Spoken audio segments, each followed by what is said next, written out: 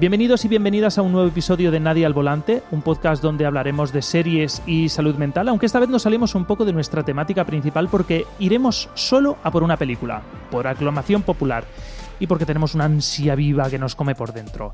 Pero recuerda, antes que nada, que en la web nadiepodcast.com tienes acceso a todos los programas, instrucciones para poder suscribirte e información ampliada sobre los temas que tratamos en cada episodio. Bienvenida, Miriam. Buenas noches. Buenas noches. Además, hoy buenas noches. Acabamos de acostar todos, las dos familias que estamos hoy sentadas a la mesa, hoy virtual además, porque estamos haciendo un Skype. Los niños están dormidos, esperemos que todo vaya bien. ¿Que no se despierten? Que no se despierten. Bueno, hemos hecho un Madeleine McCann. ¿Vosotros no lo habéis hecho un Madeleine McCann? ¿No? Paso palabra. Paso palabra. Muy bien. Pues nada. Yo acabo de practicar la crianza con apego, porque está con el niño pegado como una hora más o menos en la espalda. Bueno, tenemos aquí esta voz que ha aparecido nueva, incorporada, es la voz de César. Buenas noches, César. Buenas noches, Josebi. ¿Usted quién es? ¿Qué hace aquí hoy? Hoy. Dime. ¿Qué hace usted aquí? ¿Quién es? Hola, yo soy César, soy neurólogo. Neurólogo, tenemos quería, aquí... pues no sé, pues si tengo alguna cosa que aportar aquí al mundo de las series, el friquismo y si tal la neurociencia. Si tal. Muy bien, bueno, pues César es el contrario, como dice Elena, el contrario de Elena, ¿no? Su agente de la condicional. Y aquí estamos, hoy tenemos la mesa súper nutrida. Pero bien, aquí estamos, intentaremos sobrellevarlo. Elena, buenas noches. Buenas noches. Buenas noches. Además es que hoy lo tenemos todo mal, porque lo hacemos por Skype, vosotros dos, César y Elena, están compartiendo un micro. Es que esto es muy precario, nuestro podcast es precario. ¿Pero qué le vamos a hacer? Esto es así. Bueno. Pero escucha, esto es lo que veníamos hablando ahora, en la salud y en la enfermedad, en lo bueno y en lo malo, en el micro y los auriculares. En los micros y los auriculares, todo juntos. Todo junto, claro que sí.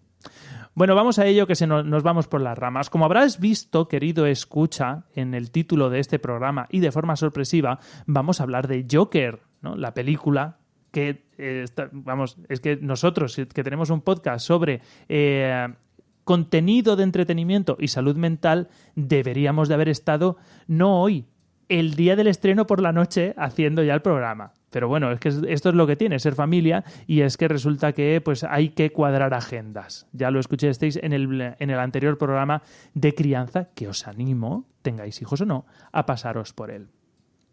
Que aprovecho para iniciar este podcast con unos agradecimientos, unos acknowledgements. Absolutos. El primer agradecimiento es a don Josebi Baeza, que ha facilitado el que 3/4 partes de estas dos familias, es decir, mi contrario y yo y tu santa esposa Miriam, pudiéramos ir juntos a ver Joker para no perdernos esta maravilla. Y gracias a ti estamos pudiendo destripar, spoilear y desarrollar este contenido. Todo por la ciencia y el podcasting. Y en segundo lugar quiero agradecer a todos los compañeros con los que he hecho sesiones clínicas improvisadas en este par de días, porque lo que más mola de ser psiquiatra, aparte de poder hacer esa broma de muy serio decir soy psiquiatra, leo tu mente, es que uno tiene otros amigos psiquiatras y eso es muy molón. Y habéis hablado de Joker ahí en el café. Hombre, he hablado de Joker largo y tendido. Quiero agradecer en primer lugar a mi compañera y amiga Beatriz Acevedo, que es una psiquiatra experta en psiquiatría legal que trabaja en la cárcel de Foncalén, que para los que no sean de aquí de la provincia es uno de los psiquiátricos penitenciarios de España, que hay pocos, y ella dice que ya tiene muchos Joker en su planta donde ella trabaja. Para que veas. Y con ella me ha dado muchas ideas respecto al desarrollo psicopatológico de Joker y respecto a la conducta criminal que pues me han servido mucho para desarrollar esto que voy a compartir. Porque yo soy en el fondo una farsante. O sea, yo me nutro de ideas de los demás y las desarrollo. Y quiero agradecer también al doctor Luis Muñoz, que es un psiquiatra infantil, compañero y amigo mío, excelente psiquiatra infantil, al cual decimos ahora en público y explícitamente que intentaremos por todos los medios liar para algún proyecto futuro que tenemos en este podcast. Lo vamos a liar, ¿vale? Seguro. Segurísimo, vamos. Y que además es un fan declarado del podcast, lo cual le agradecemos mucho más. Que también me ha dado un par de apuntes, pinceladas, que más adelante os comentaré. Así que nada, es de bien nacido ser agradecido. Madre mía, al final, de forma virtual, hemos traído un montón de talento a esta mesa. Yo estoy, no sé, estoy ahí azorado. Yo estoy encantada porque así pongo la oreja y escucho y aprendo. Y aprendemos, ¿verdad, sí, Miriam? Claro que sí. Cuanto más seamos, mejor. Muy bien. Se reparte. Bueno, vamos a entrar. El podcast de hoy sobre Joker va a contener la menor cantidad posible de spoilers, ¿vale? Aunque seguramente la gente que esté interesada en el podcast de hoy sobre Joker habrá visto, imagino, la película. Que la tienes en el cine, que no hace falta esperarse 4 o 5 meses al Blu-ray, ¿vale? Así que, dicho esto, vamos a empezar un poco con la sinopsis para hacer un poquito de memoria, ¿vale? Bueno, Joker se estrenó a finales de la semana pasada, creo que es 4 de octubre la fecha oficial de estreno, aunque llevamos oyendo sobre ella desde hace meses, ya que ha sido premiada en el Festival de Venecia con el León de Oro, que es el premio más importante de dicho festival, y a cada noticia que se desvelaba un pequeño teaser, una foto robada del rodaje o un tráiler más o menos explícito, se llenaban páginas y tweets. Personalmente, desde la primera imagen de Joaquin Phoenix, a mí me enamoró. Esta película estadounidense está dirigida, producida y coescrita por Todd Phillips, autor de, entre muchas otras películas, Resacón en Las Vegas o Borat, película que también daría para un programa entero. Y en ella participan, pues eso, Joaquin Phoenix como protagonista absoluto y sobre quien recae el 99% de la película, y Robert De Niro como secundario destacable encarnando al presentador del Late Night Show de moda dentro de la ficción, ¿no? Básicamente, Joker es la historia de Arthur Fleck, un payaso callejero y aspirante a cómico que vive con su madre anciana en un pequeño apartamento de los bajos fondos de Gotham. Una Gotham previa a la aparición de Batman, situada en un punto temporal indeterminado del siglo XX y que está entrando en clara decadencia, con una lucha de clases no declarada entre los ejecutivos ricos y los trabajadores, con una invasión de ratas gigantes de fondo que nosotros solo conocemos a través de las noticias, pero que está sumiendo a la ciudad en un caos inminente debido a la pobreza y al abandono de las instituciones, básicamente.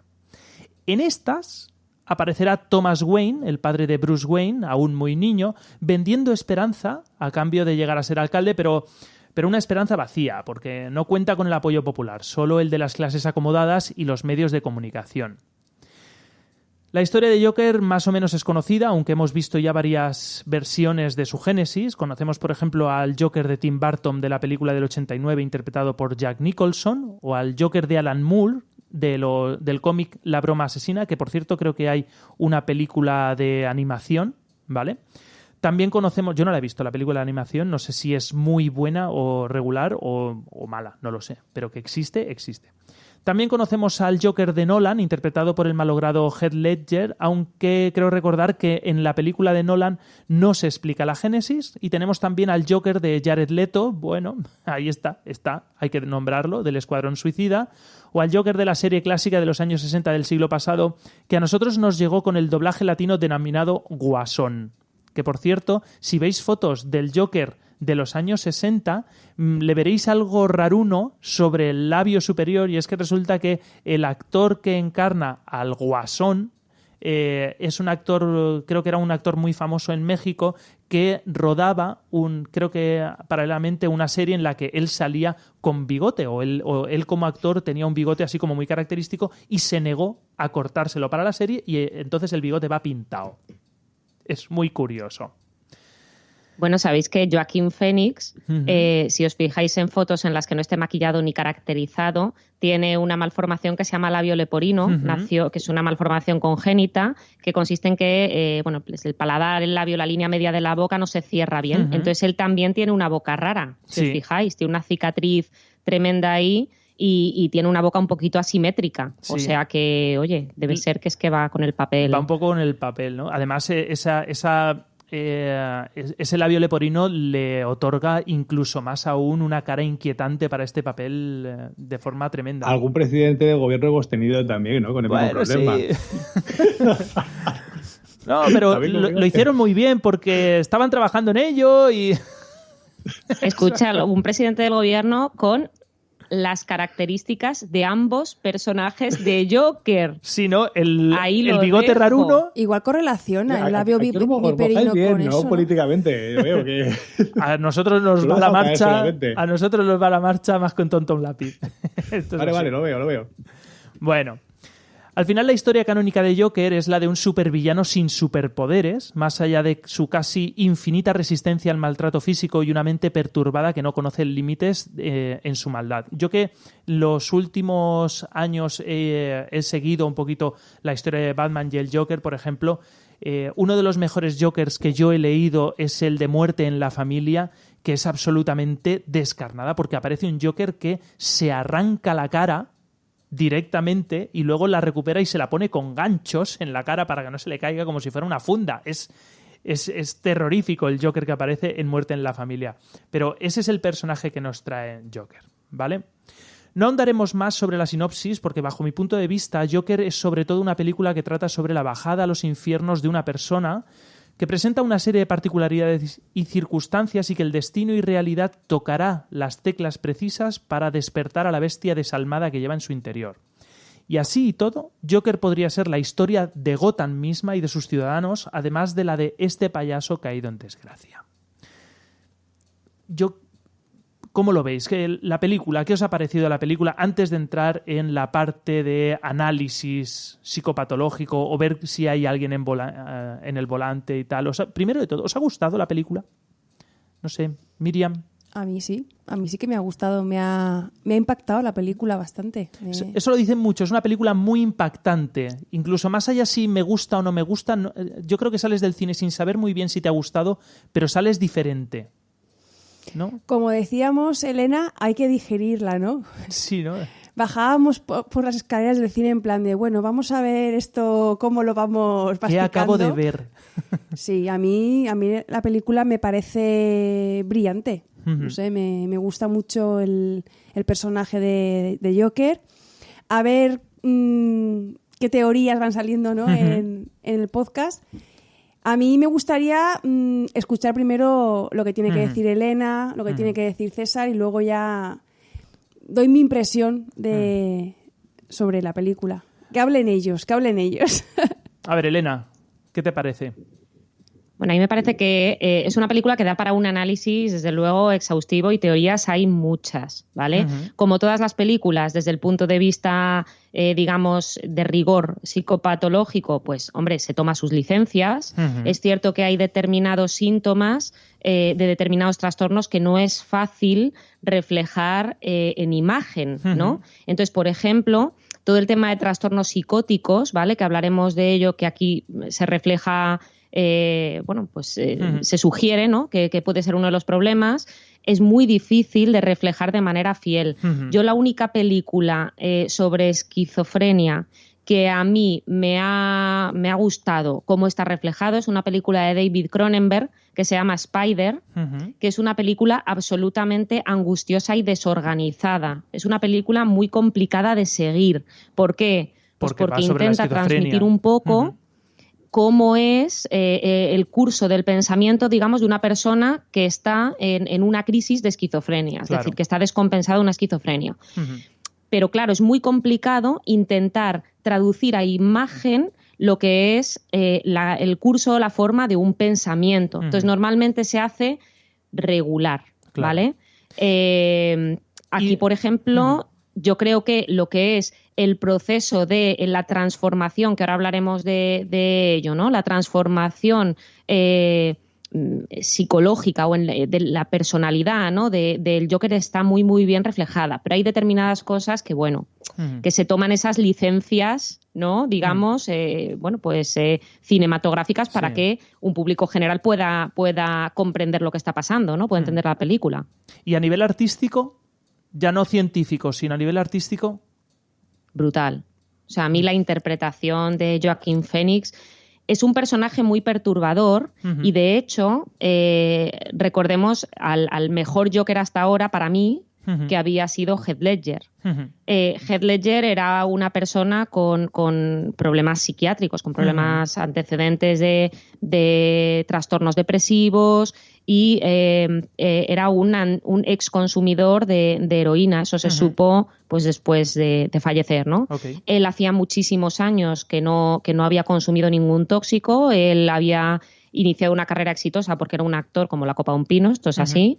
Y bueno, pues tenía su familia, había tenido una hija pequeña y tal, y al parecer, o al menos esto es lo que comentó después, creo recordar que su madre en una entrevista, él comentó que cuando empezó a preparar el personaje de Joker, él se trastornó, que de repente le vio tan cambiado, tan introvertido, tan metido en sí mismo, tan angustiado, dejó de dormir, ¿no? Y en ese estado psicológico hizo la película y, bueno, pues salió brillante, ¿no? Pero él volvió a consumir durante el rodaje. Vaya. Y murió una sobredosis poco después. Entonces, realmente es un personaje que yo creo que tiene esa carga de angustia existencial, ¿no? Que se refleja muy bien en la película, en la interpretación de Joaquin Phoenix. Ajá. Yo creo que, bueno, a Joaquin Phoenix le darán el Oscar probablemente, y si no se lo dan, se lo damos nosotros. Vamos a su casa y se lo damos. Lo compramos ahí en la tienda de regalos y se lo damos. Oye, Joaquín, abre la puerta, soy yo. ¿Te acuerdas que hicimos un programa hace unos meses? Sí, pues mira, yo mismo, ¿no? A mí de Joker me ha llamado muchísimo la atención la fotografía.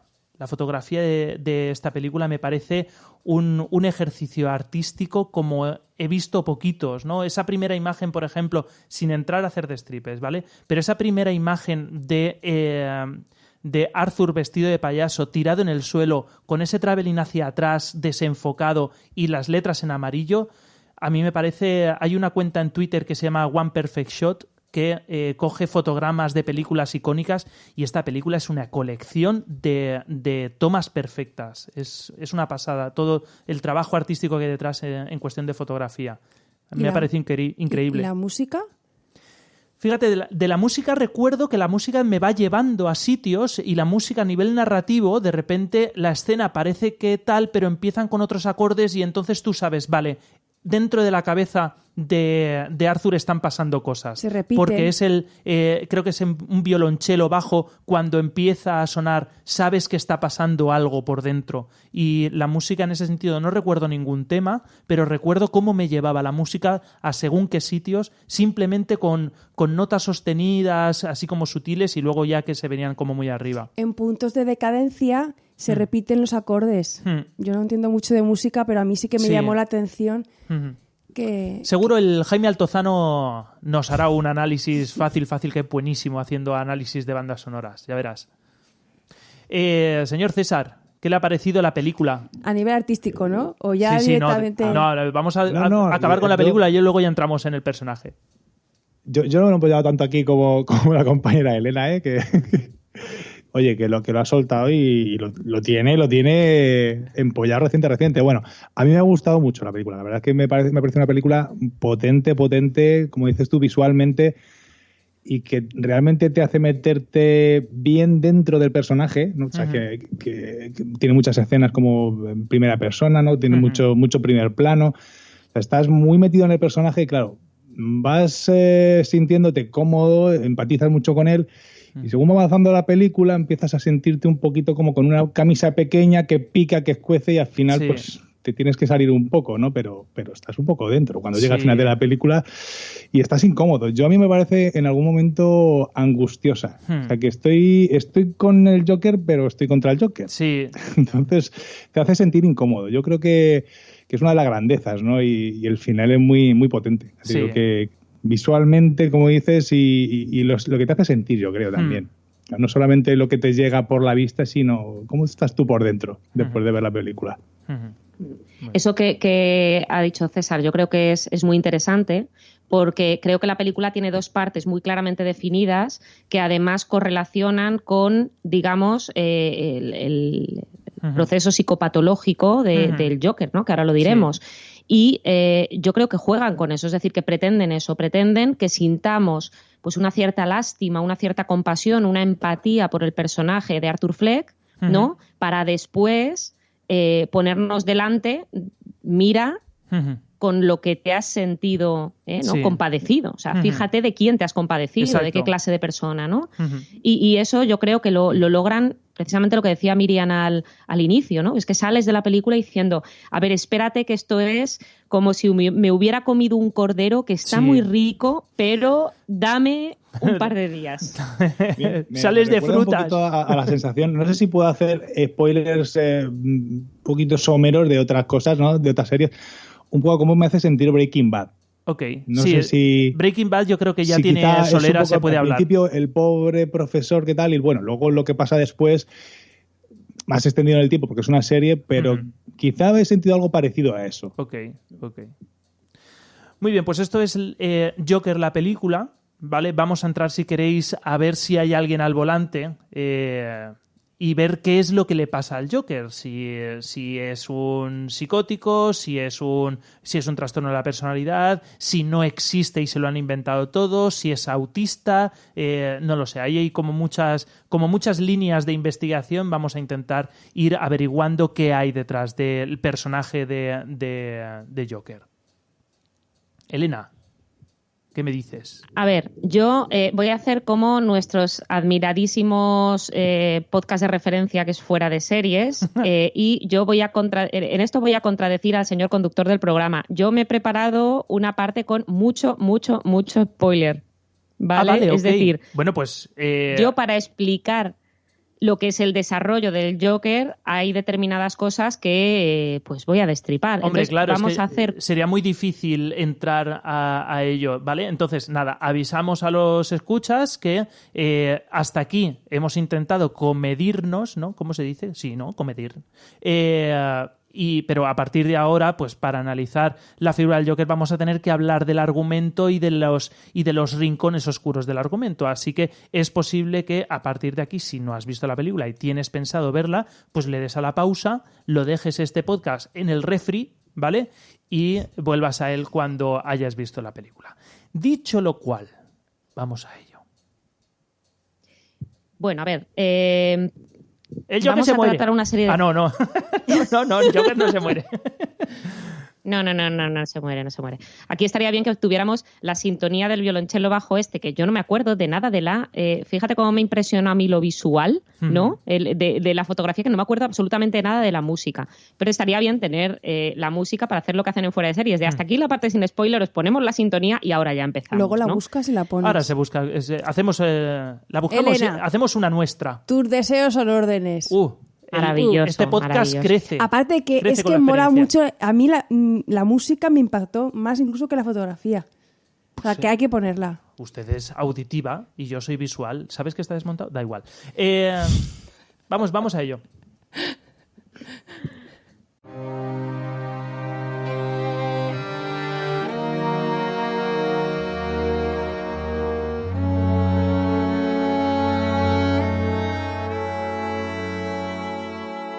Bueno, yo lo primero que quiero decir, que ya lo hemos apuntado en otros podcasts, ¿vale? En otros episodios de Nadie al Volante, es que la violencia y la enfermedad mental no están tan correlacionados como el cine, las series, etcétera, nos intentan hacer ver. Una historia de este tipo es potente narrativamente. Ya hablamos en el podcast de Mindhunter sobre por qué los malos nos resultan atractivos, ¿no?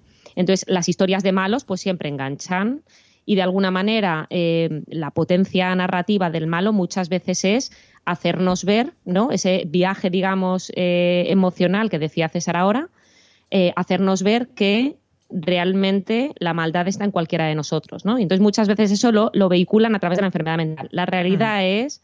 Insistimos una vez más, que no hay más tasas de crímenes violentos entre, digamos, perpetrados por personas con trastorno mental que sin trastorno mental. Es decir, habitualmente la mayor parte de personas que cometen crímenes violentos no tienen ningún trastorno mental, ¿vale? Dicho esto creo que es importante reseñar porque ahí me da mucha rabia el ver cómo pues cada vez que hay una serie, una película, lo que sea, de crímenes y tal, siempre o muy frecuentemente sale el tema de la enfermedad mental, ¿vale? Entonces es importante, en una película además que trata el tema del estigma tan intensamente como esta, creo que es importante hacer esa puntualización.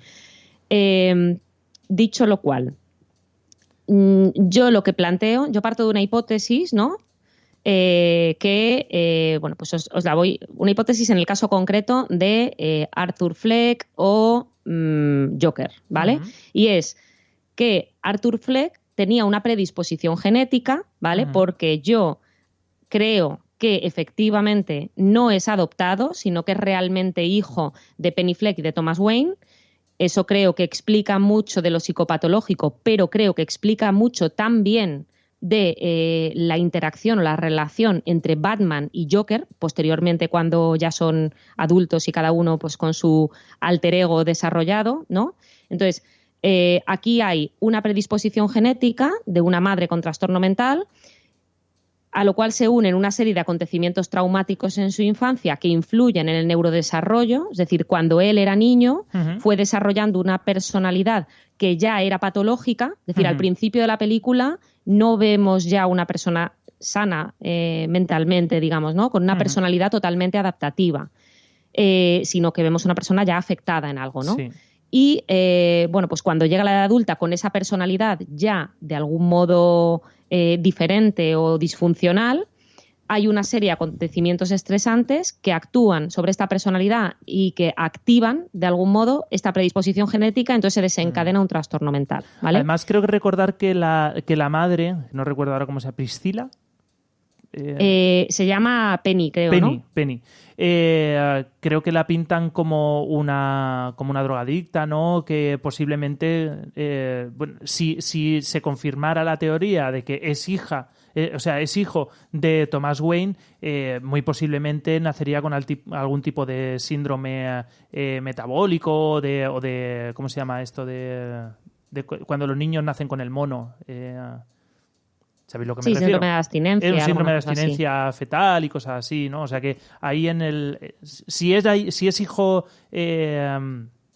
biológico de Penny, pues ocurrieron cosas durante el embarazo, y si no, luego pues tampoco sabríamos muy bien cómo rastrear genéticamente, no sabríamos si efectivamente hay una carga genética importante, pero... De todas maneras, lo que hablábamos el otro día, tal cual salíamos de la película, es que es un meloncito importante también hablar de... si fuera adoptado, quiero decir, de si hay igualdad de posibilidades de que tenga algún trastorno mental o neurológico, ¿no? Un niño adoptado que la población general. Es decir, no sé si queremos entrar en este meloncito. ¿Abrimos meloncitos? Es que podemos abrir lo que usted quiera, caballero. Porque además yo recuerdo... Y luego lo dejamos todo abierto. Y luego lo dejamos todo abierto, pero vamos a ver esto. Recordamos además que en el podcast anterior institucionalizamos una sección que se llamaba El Meloncito. El Meloncito. O sea, que aquí somos muy de abrir meloncitos. Esto para que lo sepa usted. Abrimos meloncito. Bueno, lo que vamos a hablar... ¿Qué sabemos de psicopatología y adopciones? No. Yo quería aportar una anécdota, ¿no? Había una paciente, una chica joven en el hospital clínico donde me formé yo en su día, que tiene un trastorno psicótico un poquito extraño, ¿no? Que empezó con 18, 19 años y resultó finalmente, bueno, se supo que era adoptada, pero al final tenía una enfermedad de Huntington, que es una enfermedad neurológica, pero que frecuentemente está asociada con trastornos psicóticos, incluso antes de tener pues, quizás lo más conocido, que es lo de la corea, ¿no? De los movimientos excesivos. Sí. Entonces, ¿era casual que fuera adoptada o fue dada en adopción por algún motivo? Porque creo que la lotería no es igual, digamos.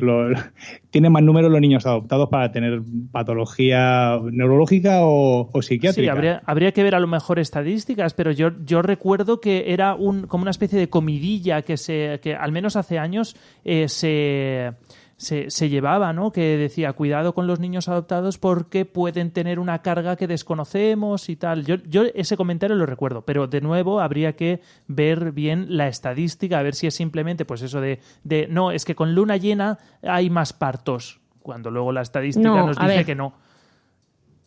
Es cierto que está demostrado que los niños adoptados suelen tener más psicopatología que comparados con muestras de niños biológicos, ¿vale? De hijos biológicos, criados por sus padres biológicos. Sí. ¿Por qué es esto? Pues en primer lugar, porque, por lo que decía César, ¿no? Realmente no, salvo en ámbitos muy concretos, ¿no? Sociales, me refiero, como en los años de la política del hijo único en China, ¿no? Pues ahí el segundo hijo, pues muchas veces se van en adopción porque no se podía tener un segundo hijo, ¿no? Ahí no necesariamente hay una carga familiar o hay unas circunstancias desfavorables, pero en otro tipo de situaciones, por ejemplo, se habla mucho de la asociación entre los niños adoptados procedentes de la antigua URSS y el síndrome alcohólico fetal, ¿no? Y eso es una relación que está establecida porque, bueno, hay determinadas zonas de Rusia, por ejemplo, de la antigua URSS, donde el consumo de alcohol es muy elevado, incluso durante el embarazo. Entonces, se está viendo que niños procedentes de esos orígenes pues tienen más prevalencia de síndrome alcohólico fetal. Fíjate. En este caso, pues no solo sería la carga genética que traen, sino los factores, ¿no? Que heredan a través de algo externo, pero que les llega estando en el útero, ¿no? Claro, ¿qué circunstancias llevan a una familia a adoptar, ¿no? Muchas veces pues es simplemente, digamos, tan duro como la pobreza o la falta de recursos, pero muy habitualmente también es pues la adversidad psicosocial, es decir, muchas veces se trata de familias con ya varios trastornos mentales graves que no pueden hacerse cargo del hijo, porque lo que decías tú antes, Josebi, no en todos los países, por desgracia, existe ni de lejos el acceso a los cuidados de salud mental que tenemos en el primer mundo, ¿no? Sí. Entonces, bueno, pues muchas veces son niños que vienen ya con una carga genética.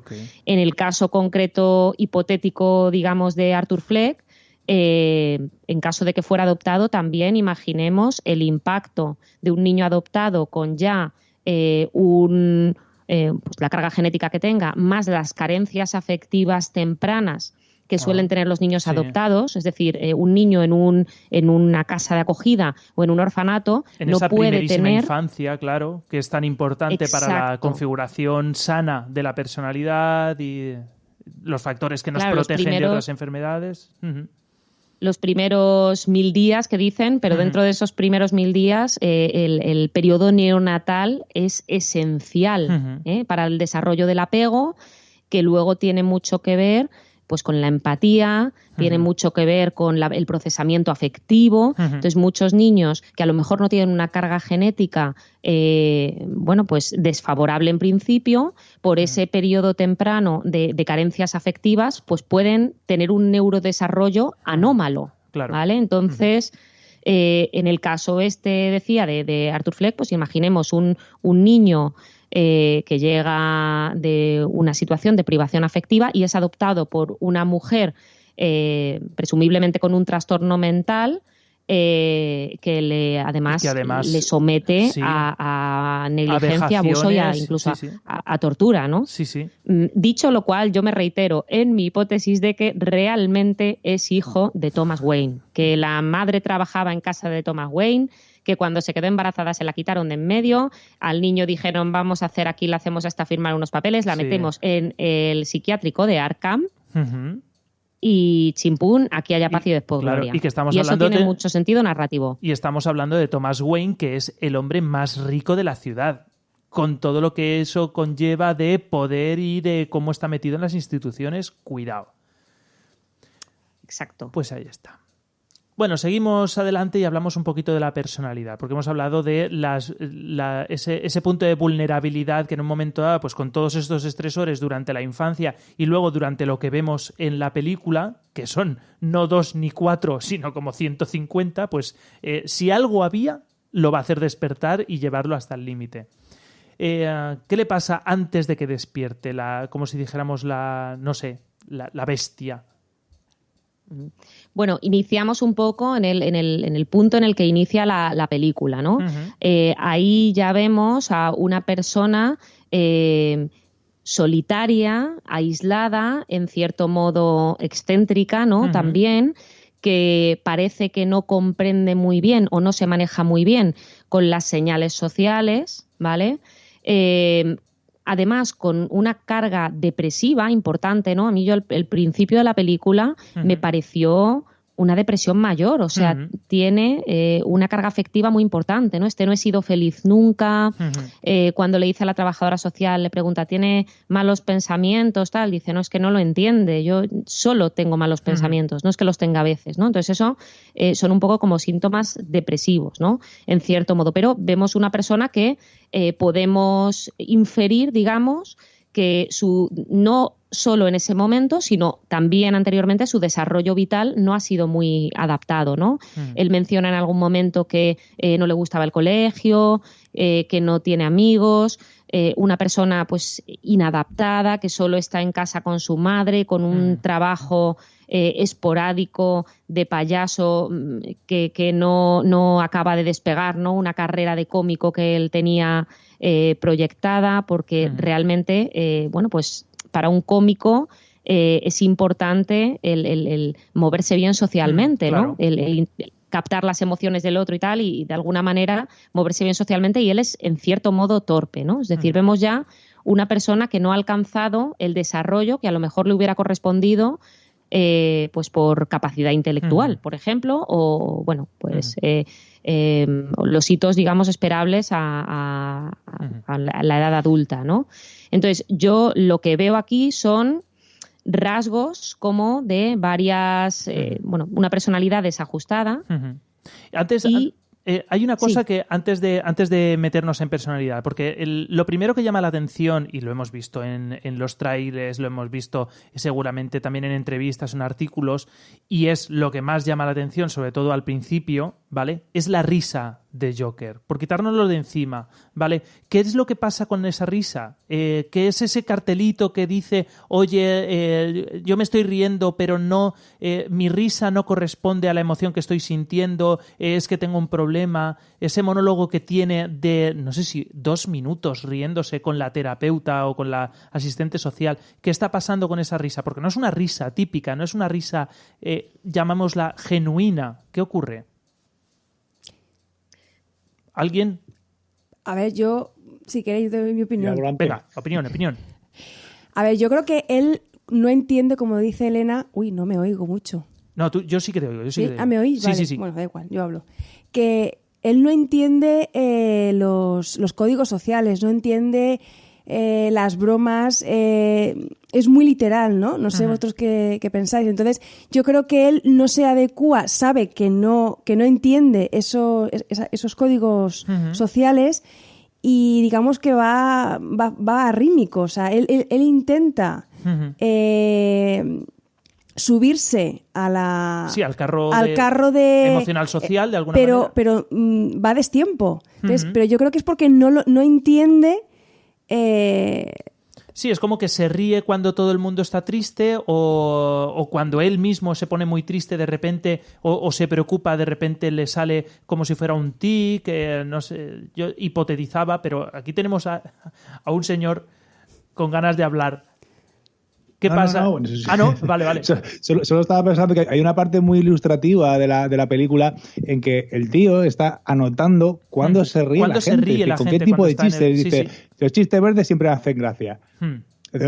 No sabe hacer reír realmente. O sea, tiene que fijarse en cuáles son lo que hace el que hace reír y las reacciones de los demás, porque él no entiende eso. O sea, lo tiene que analizar desde el punto de vista racional, porque no desde el punto de vista empático, por así decirlo. Bueno, precisamente hablamos de eso después también, pero bueno, pues hay una sección específica de la risa del Joker. Hay una sección específica de esa escena. De esa escena. ¿Hay secciones? Hay secciones, por supuesto. Para eso tenemos es un que guión. Es nuevo. Entiéndase. Es que nuevo, pobrecico. Señora, escucha el... César es Yo veo anotaciones aquí como de loco en un cuaderno aquí destartalado. Sí, ¿no? Es mentira, hay un guión escrito y en Word.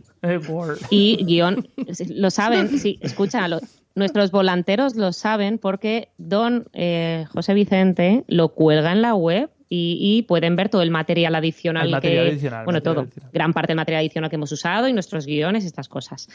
Pero dicho lo cual, había una sección, o hay una sección específica sobre esa escena, en concreto en la que él, como espectador en el club de comedia en el que después actúa, está tomando notas, ¿vale? Pero bueno, si os parece, terminamos un poco el tema este de la risa, que es como lo más ilustrativo. A ver, aquí hay diferentes interpretaciones, ¿vale? El tener una reacción emocional, digamos, incongruente con la situación social, ¿no? El echarse a llorar en medio de una situación, digamos, pues, relajada o alegre o tal, o reírse en una situación seria, triste o incómoda, puede ser debido a varias cosas, ¿vale? Es decir, no es, digamos, típico e invariable de nada. Es decir, puede ser debido a muchas causas. En el caso concreto, yo desde el punto de vista psiquiátrico, digamos, en el caso concreto del Joker, bueno, de Arthur, yo lo interpreto como lo que se llama en psiquiatría o en trastornos, digamos, en psicosis, una paratimia, ¿no? Que es precisamente una expresión de afecto muy inadecuada, muy incongruente, ¿no? Una afectividad anormal, ¿no? Afectividad, nosotros cuando decimos afectividad no nos referimos a las relaciones de amor o de cariño, que es lo que la gente entiende por afectividad, sino al ánimo y la expresión de ese ánimo, ¿no? La expresión de las emociones. Entonces, en la psicosis muchas veces hay una desconexión entre la emoción y la expresión de esa emoción. Entonces, eso puede ser una de las explicaciones posibles. También es cierto que en muchos trastornos neurológicos, ¿no? Hay reacciones de este tipo. Claro, a mí me sonaba, por ejemplo... En muchos no, pero sí que existe. O sea, es decir, sí que existe. En la tarjetita que dice mi risa puede deberse a trastornos mentales o neurológicos. Bueno, lo cierto es que existe las crisis gelásticas, que suena aquí un poco extraño, pero es cierto que crisis epilépticas pueden expresarse como pues, crisis de risa incontrolable que el paciente, en este caso el Joker, no puede controlar y las tiene en situaciones inadecuadas, evidentemente, ¿no? Pues cuando puedas tener una crisis. No parece el caso del Joker, porque no tiene otro antecedente, pero existe esa plausibilidad biológica, ¿no? De que tuviera esa... Además, se da en lesiones del hipotálamo, y pues hablan también de abusos y traumatismos en la infancia, ¿no? De que los novios el novio de la madre le había pegado palizas. Hombre, el hipotálamo es una zona muy profunda en el cerebro como para pensar que una paliza te va a producir algo ahí, ¿no? Pero oye, pues un traumatismo sí que te puede producir un tipo de crisis que te dé risas incontrolables. A mí me sonaba también... No creo que sea el caso, pero es posible. A mí me sonaba también que a lo mejor pudiera ser un síndrome de Gilles de la Tourette, ¿no? Que ese componente casi compulsivo de no poder, o como una especie como de disartria o dislalia, ¿no? En el que está es una risa que no puede controlar. Él sabe que es inadecuado reírse en ese momento y cuando se lleva la mano al pecho intenta incluso forzar el parar, es como una especie de explosión incontrolada neurológica. Sí. A mí me sonaba un poquito a eso. Existe, como dices tú, ese tipo de tics complejos, que no solamente pues lo que uno entiende en el Gilles de la Tourette de decir de repente ¡cabrón! Tal. Sí, no. ¿Cómo se llama? La coprolalia. La coprolalia, que es decir mierdas. Claro. Decir mierdas. En este caso también puede ser hacer mierdas, pero puede ser pues desde pegarse una serie de golpes o hacer una serie incluso de una serie de movimientos encadenados casi ritualísticos, pero que en realidad es que no los pueden controlar. O sea, podría ser una risa como parte de un síndrome de Gilles de la Tourette, podría ser. Además hay un momento en la película, por ejemplo, justo antes de... Perdón, la interrupción. Perdón. Los médicos tenemos un tic, ¿vale? Que es una cosa muy extendida. Yo tengo más. Tú muchos más. Pero los médicos tenéis al menos un tic. Al menos un tic, que es hablar para todo el mundo como si todo el mundo fuera médico. Entonces, podríamos explicar un poco a nuestra audiencia qué es el síndrome de Gilles de la Tourette. Es muy sencillo. Lo vais a saber todos. Lo vais a saber todos. En la película de Gigoló, la chica que iba insultando a la peña encima del coche. que iba diciendo... No, Dios. Pero bueno. Que al final se la lleva al partido de béisbol porque allí puede insultar a todo el mundo sin que nadie le mire mal. Que iba andando por la calle y diciendo: ¡hijo puta! ¡Cabrón! ¡Chúpame los huevos! Esas cosas. Sí, esta enfermedad yo creo que se conoce cinematográficamente sobre todo por eso, no lo de coprolalia, lo de decir taco, pero lo normal es que no sea eso. No es lo más habitual, puede ser un síntoma, pero suelen ser tics desde, yo qué sé, encoger el hombro, cerrar los ojos, arreglarse la camisa, hasta lo que digo, pues de dar saltos, gritos, ¿no? Carraspear y reírse podría ser uno de ellos, ¿no? Y atendiendo a eso, por ejemplo, hay un momento justo antes de salir a escena, ¿no? Antes de el encontronazo con Robert De Niro, sí, que empieza a hacer unos movimientos, le gusta bailar, como un poco extraños, que dices, está bailando, pero sí, no está bailando, es un baile un poquito inquietante, ¿no? Porque es un momento como de estiramiento.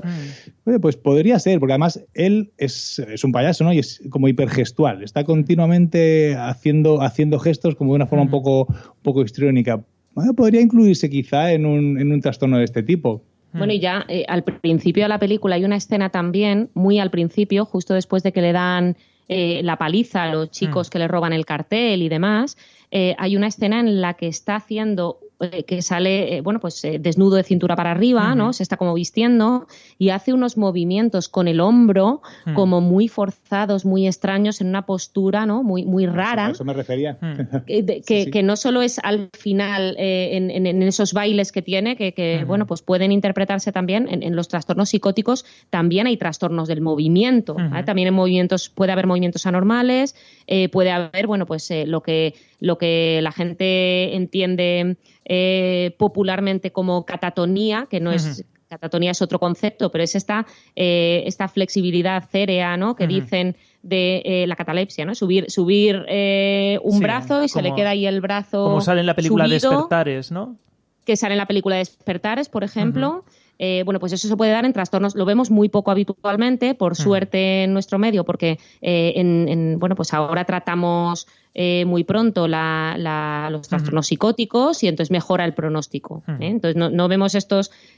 Yo vi una vez un caso, por ejemplo, una chica que venía de China, la familia solo hablaba chino, que además estuvimos muchísimo tiempo sin poder entenderla porque resultó que hablaba cantonés y el intérprete que mandó la embajada era un intérprete de chino mandarín. La chica tenía esto, ¿no? Se quedaba colocada en posturas extrañas y no se movía espontáneamente, a no ser que la movieras, ¿no? Esto es muy raro de ver. Pues esta chica ya la habían mandado aquí pues porque ya estaba regular. Pues con la esperanza de la ponemos a trabajar en España en un negocio que hayan montado, se pondrá bien, ¿no? Se puso peor, ¿no? Ya. Eso es muy poco frecuente de ver, pero es cierto que otros trastornos del movimiento sí los vemos muy frecuentemente en los trastornos psicóticos, ¿no? Entonces estos bailes hipercomplicados, hipergestuales, ¿no? También podrían ser parte de un trastorno psicótico. Claro, nosotros muchas veces vemos pacientes que nos mandan los psiquiatras. Joder, macho. Esto es así. Meloncito. No. El meloncito es el tratamiento de psiquiatría, oye, que nosotros lo ponemos muchísimo, pero quiero decir que son pacientes que han estado tomando durante bastante tiempo fármacos antipsicóticos que vienen con trastorno de movimiento, por ejemplo, las discinesias, que son movimientos excesivos pues de la boca, que puede ser de la cara también, la catisia, ¿no? Que es una sensación, una necesidad de tener que estar moviéndose, como si estuvieran inquietos continuamente. Y para cerrar el círculo neurocientífico, si nos queremos meter un poquito con una elucubración, el Gilles de la Tourette, que has nombrado tú antes, bien traído, por cierto. ¿Has visto? ¿Sabes con qué se trata? Con antipsicóticos. ¿Has visto? Con antipsicóticos, que es la misma medicación que se deja el Joker cuando se corta el grifo. que pasa o sea, que acepta su enfermedad y decide ser mejor persona, por así decirlo, superarse a sí mismo pasando de la medicación. Cuando un enfermo mental grave decide que su tratamiento más adecuado es un tratamiento psicológico de tercera ola, uno de aceptación y compromiso. Usted está muy mal, acéptelo, viva con ello. Acepta su mejor yo, el asesino. Maravilloso, muy bien. Bueno, vamos a seguir para adelante. Una vez un poco intentado resolver el tema de la risa, qué podría ser, cuáles son las hipótesis, vamos a seguir un poquito con ese análisis que tenemos de la personalidad, qué es lo que puede estar pasando a Joker y esa cosa. Bueno, mi hipótesis, ¿no? Que me he hecho después de mis sesiones clínicas con mis compañeros y, bueno, pues de ver esta parte sesgada de un personaje de ficción, al fin y al cabo, que nos da la película, es que la base, como os decía, del carácter, de la personalidad, ya es una base que en cierto modo está alterada, que le dificulta el desarrollo de una vida adaptada y plena, ¿no? Entonces nosotros hablábamos en otros episodios, ¿no? De que hay una serie de trastornos de personalidad, ¿vale? Sí. La realidad es que es muy poco frecuente ver, o bueno, no es muy frecuente ver un trastorno de personalidad puro, solo con rasgos, ¿no? De un trastorno de personalidad. Lo habitual es que tengan rasgos de varios tipos de personalidad, ¿no? Mezcladito. Y yo creo que este es un poco el caso. Yo, si esto fuera un paciente, ¿no? Arthur, yo vería rasgos de lo que llamamos personalidad esquizotípica. ¿Qué es la personalidad esquizotípica? Pues es, si os acordáis del podcast, creo que es de Paquita Salas, en el que hablábamos de esto, sí. Os remitimos al podcast de Paquita Salas, yo aquí haciendo de autopromo constante en cada episodio, macho. Esto es así. Bueno, esto es elige tu propia aventura. Si quieres que siga por esquizotípica, pasa a la página 32. ¿Es así? Exactamente. Bueno, pues aquí hablábamos de los grupos de trastornos de personalidad, ¿vale? De los 3 clústeres de trastornos de personalidad. Y decíamos esta regla mnemotécnica políticamente incorrecta, que es que el clúster A son raros siempre. De cojones, que se aplica. Clúster A son raros de cojones, clúster B te tocan los cojones, clúster C están acojonados, ¿vale? Entonces, obviamente, Arthur está en el clúster A, ¿vale? Es una persona, vemos una persona en cierto modo excéntrica, sí. ¿No? Aislada, con, digamos, reacciones o tendencia a un pensamiento un poco extraño a veces, ¿no? Hay una escena que a mí me parece muy ilustrativa de esto, que es cuando, después de darle la paliza, pues está en el vestuario con los compañeros y el compañero llega y le dice, oye, toma un revólver, tal, como medio de coña, medio en plan de te voy a soltar aquí el muerto, ¿no?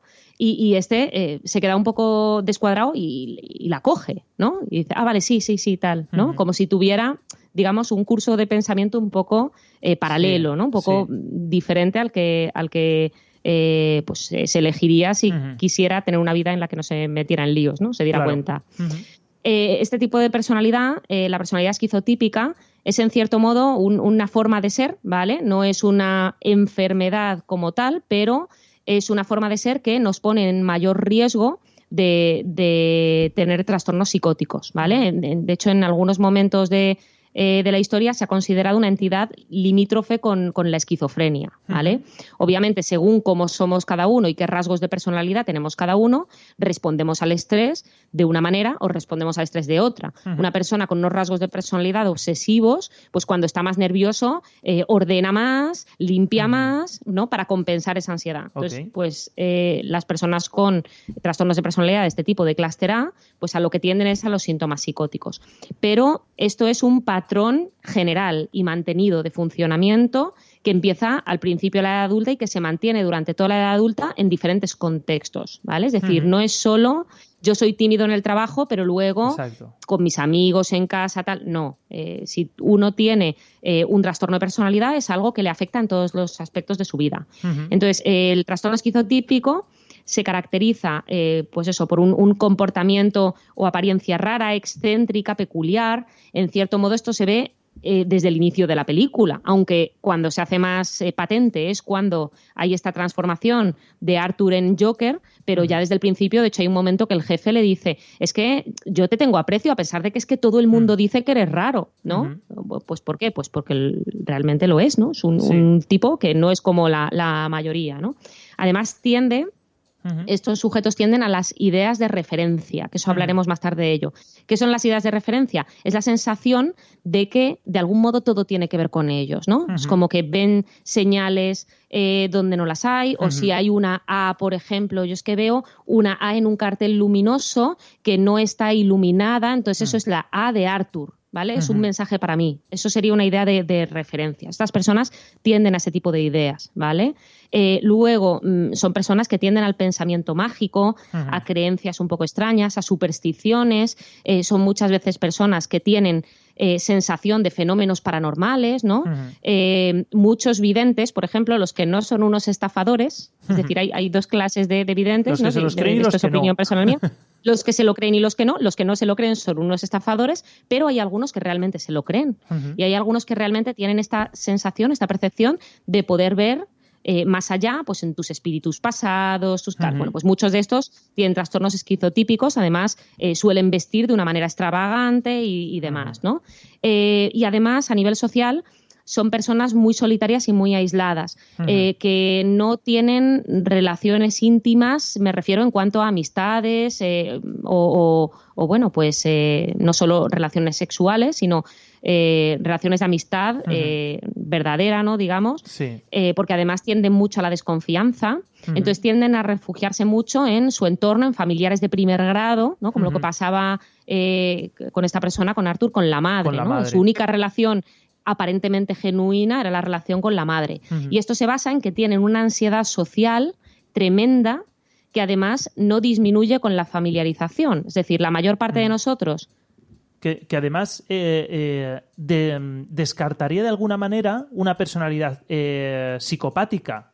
O sea, como el psicópata, porque tiene una relación genuina con la madre y sí que siente dolor cuando la gente le hace daño y sí que es consciente de algunas de sus consecuencias. Yo creo que ahí se desvía, ¿no? Cuando se dice, en este caso de Joker, porque en otros Joker de otros cómics y tal sí que apunta más a un psicópata, en este se apunta más a una personalidad, pues eso, como dices tú, esquizotípica y tal, alejada del psicópata clásico. Sí, yo creo que está alejada del psicópata clásico, pero creo que tiene rasgos psicopáticos también. Tendrá, claro. No olvidemos que dices que tiene una cierta afectividad con la madre, pero al final lo consulta con la almohada. Claro, sí.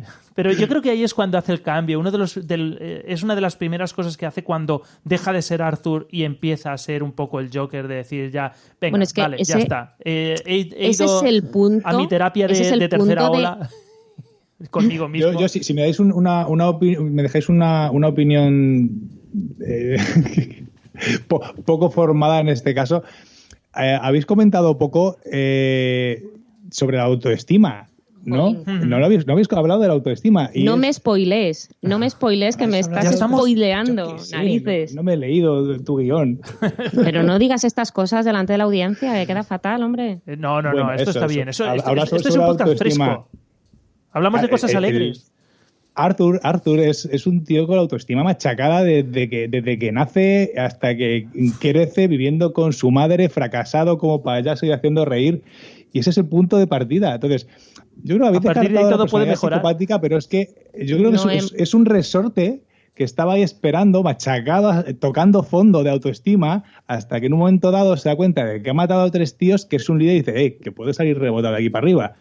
Y es lo que yo creo que sucede, y lo que creo que quieren expresar también con el personaje. Bueno, y hasta aquí este capítulo de Nadie al Volante, que nos acaban de spoilear todo. No, vamos a seguir. De esto hablamos. Hablaremos. Hay una intrahistoria a todo esto que pues probablemente los oyentes no saben, y es la animadversión histórica entre neurólogos y psiquiatras y neurólogos.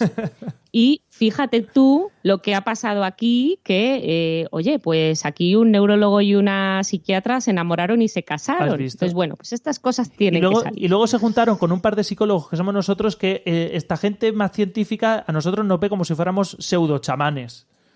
Digo pseudo porque ni eso. No, hombre. Es que, claro, ellos ven la parte más, lógico, son un psiquiatra y neurólogo. Y yo, por ejemplo... ¿Este es un meloncito que acabamos de abrir, a lo mejor también? Yo os estaba escuchando y digo, ajá. Y yo, claro, veo más la parte social Claro. Estoy muy de acuerdo con César. El papel de la madre es una grandísima hija de... Como, Jolín, justo iba a decir eso y me he cortado porque pensaba que tú ibas a decir otra cosa. Pero sí, estamos de acuerdo. ¿Cómo trata a ese Yo hijo? creo que fue una capulla y ahora simplemente una pobrecita de mi alma que... En la escena en que le dice, no sé muy bien cómo se lo dice, pero lo que le quiere decir es, pero si tú no tienes gracia, o sea, si tú no eres... O sea, esa escena, yo no sé cómo no mata a la madre antes, o sea... A ver, yo no justifico la violencia, pero se entiende muy bien cuando el Joker despierta a mitad de la película, cuando recibe de forma totalmente gratuita la paliza en el vagón del tren de esos tres grandísimos gilipollas. Entonces, la parte social, ¿no? Cómo trata la sociedad, cómo le tratan en el ámbito laboral, cómo le trata a su familia, hay que entender mucho el contexto y las circunstancias para entender cómo se desarrollan las cosas, ¿no? Sí, no sé qué pensáis, que sí que... A ver, estoy de acuerdo en... Sí, yo creo que la parte psicológica y la parte social que trata la parte de esta película es un poco eso, ¿no? Efectivamente, nunca jamás va a justificar la violencia porque casos como el de Arthur seguramente hay un montón, pero solamente uno se transforma en el Joker, ¿vale? Hay un montón de personas que pasan por ahí y no se convierten en asesinos múltiples o de masas incluso, o grandes líderes de revueltas violentas, ¿no? Pero sí que la explicaría de alguna manera, ¿no? ¿Qué es lo que ha pasado para llegar hasta aquí? Vale, esto es lo que ha pasado. Y una vez lo hemos explicado, cogemos a esta persona y la metemos en Arkham, ¿vale? Que eso es lo que suele hacer Batman habitualmente, por esta tontería que tiene de no matar. Porque eso es lo que se merece, que lo mandemos y ya está. Bueno, venga, matar no, como en la película Papillón. Todos a una isla y en medio del océano. Que eso también mola, ¿no? Pero efectivamente hay una serie de cosas que le llevan ahí, el tema de la madre, todo lo que los abusos, cuando ya está en el peor momento en el que él dice, vale, es que yo resulta que soy hijo de Thomas Wayne, ya lo tengo todo claro, podríamos salir de aquí, de este agujero infecto, si nos diera un 0,0000001 de su riqueza, las migajas, lo que le da a los perros. Nosotros pasamos 3 años, ¿vale? Y luego resulta que es despreciado y escupido. O sea, es que incluso en un momento dado, tan filántropo que va Thomas Wayne de cara a la galería porque dice que va a sacar a toda Gotham de la pobreza y que los va a salvar, ¿vale? Si tú descubres que el hijo trastornado de tu ex empleada trastornada viene a tu puerta, pues chico, no te habría costado nada ser un poquito amable con él, y no lo es. De hecho, el que podría ser en un momento dado, ¿cómo se llama? Albert, el mayordomo de Batman. Alfred. Yo creo que no lo llaman en ningún momento Alfred, pero ahí parece que ese de ahí es Alfred. Y Alfred se comporta, Alfred se comporta como un capullo también, ¿no? O sea que mucho cuidado porque aquí en la película Joker han querido ponernos completamente del lado de Joker, ¿vale? Y Thomas Wayne, que siempre ha salido como una persona, bueno, es que es el padre de Bruce Wayne y el marido de Marta y que se murieron en el callejón del crimen y tal, y resulta que es un imbécil integral, ¿vale? Que le da un puñetazo en la nariz y se larga... Y a mí no me toques y vete de aquí trastornado, ¿no? Y además es que todo el tiempo Arthur en los aseos del teatro, cuando va a asaltar de alguna manera a Thomas, él en ningún momento le pide nada, le dice, no, es que yo solamente quiero hablar contigo. Y el tío le responde con bravuconadas y un puñetazo en la nariz. Ahí lo normal es que si existían una serie de vulnerabilidades, ahí explota todo. O sea, no se me ocurren más disparadores más potentes que ese. Y luego encima se va a Arkham, coge el expediente de su madre de hace 30 años y descubre que no solamente que de verdad sí es adoptado, por lo tanto, nada de lo que sabe. Primero, descubre que es hijo de Thomas Wayne, que cuando descubre eso, a mí me recorrió un escalofrío por la espalda, ¿no? En plan, ¿de qué me estás contando? Y luego él descubre que su madre le ha mentido 2 veces. Primero, ocultándole quién es su padre, y luego al decirle que su padre es Thomas Wayne, ¿no? Y cuando descubre encima que su madre era testigo y cómplice de las vejaciones que sufría, es que ya no le queda absolutamente nada por lo que luchar. Entonces es complicado. No sé qué pensáis. Y luego la parte esta social, efectivamente, en un caldo de cultivo donde los de abajo ven que los de arriba los están chuleando, ¿vale? Es como el movimiento este de los indignados, pero ya firmado y rubricado. Entonces ya nadie tiene nada que perder y la gente sale a la calle a matar polis, ¿no? Entonces, cuidado. Fijaros, Sigue, tira.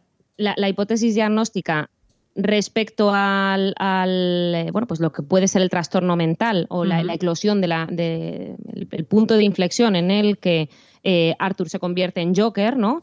Que es, o te dan a entender, el punto en el que aparece el trastorno mental ya explota, descompensado total, ¿no? Mi hipótesis diagnóstica es que esto es una cosa que se llama el delirio sensitivo de referencia. Vamos a ello, que eso mola un montón. Preciosos los nombres artificiosos de la psiquiatría. Me encantan. ¿Qué te parece? ¿Qué te parece? Soy Además, fan. esto lo acuñó un señor que se llamaba Ernest Kresmer, que es como tú te apellidas Kresmer ya y estás destinado a hacer cosas grandes en la vida. O a salir en Muchachada Nui. Una de las dos cosas. O las dos. Kresmer. Sí, además suena un poco a los Klamstein, ¿verdad? Sí, pues sí. los Kresmer de toda la vida. Bueno, pues este señor acuñó un tipo de trastorno psicótico, ¿no? Digamos, que parte de un desarrollo, ¿no? Entonces, esto enlaza muy bien con todo lo que estabais diciendo ahora. Porque esto tiene 3 elementos, ¿no? Que van, digamos, cronológicamente consecutivos. El primero sería el carácter, que yo creo que también es un poco, tiene rasgos de este tipo de personalidad, que se llama la personalidad sensitiva. El segundo sería la vivencia, que es como un acontecimiento estresante que se vive de un modo especialmente intenso y que correlaciona además con la humillación.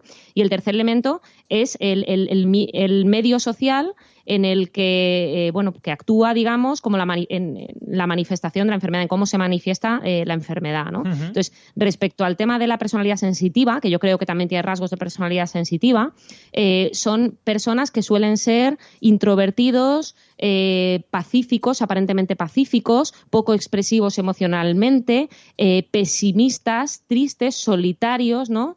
Que nunca se han sentido con derecho ni con herramientas como para formar, digamos, parte del mundo de manera activa, ¿no? Son personas muy autocríticas, con autoestima muy, muy baja y con grandes sentimientos de inferioridad. Que además, esto se cree que tiene que ver con, o que coincide que son personas que han tenido situaciones vitales en la infancia de mucha frialdad afectiva, ¿no? Por parte de sus padres, de modo que ven la realidad en cierto modo infantil, ¿no? Son personas que son muy sensibles, que viven todo como referido a ellos, que es una cosa que les pasa mucho en realidad a los niños, ¿no? Sí. Y que además tienden a fijarse en detalles o a captar detalles que a otras personas pues nos pasan desapercibidos, ¿no? De manera que son personas muy sensibles, pero también desde el punto de vista, digamos, negativo, ¿no? Cualquier cosa que se produzca a su alrededor, cualquier comentario, lo van a percibir como una alusión peyorativa, pero no van a decir nada, porque son extremadamente cerrados emocionalmente. Entonces, como tienen este autoconcepto tan negativo de sí mismos, muchas veces tienden a proyectar, digamos, esa idea negativa que tienen de sí mismos en los demás, de tal modo que tienden a atribuir a los demás, ¿no? Es que este piensa que soy un mierda, ¿no? Por a lo mejor un comentario que es un comentario inocente, porque ellos mismos piensan de sí mismos pues que no son suficientes, ¿no? Claro. Esto es la base, un poco el caldo de cultivo, que también vemos aquí mucho de Arthur, ¿no? En esta personalidad sensitiva. En este, digamos, sustrato entra un segundo elemento, ¿no? Que sería lo que llamamos la vivencia. Yo lo que veo aquí que es la vivencia es la ruptura, digamos, del concepto que tenía él de la relación con su madre. O sea, en el momento en que él se entera de que, pues lo de la madre la madre no le ha dicho la verdad, la madre realmente no le ha contado que es adoptado, eso es para él una humillación, ¿no? El que lo único genuino que tuviera en su vida se desmorone, y además eso cuestiona su propia identidad, que es algo también muy psicótico. O sea, en la esencia de lo psicótico está la vivencia de mí mismo, el cómo me vivo yo a mí mismo. Hay un momento en la película que él dice, es que yo no sé si he existido alguna vez en realidad. Eso es algo muy psicótico, ¿vale?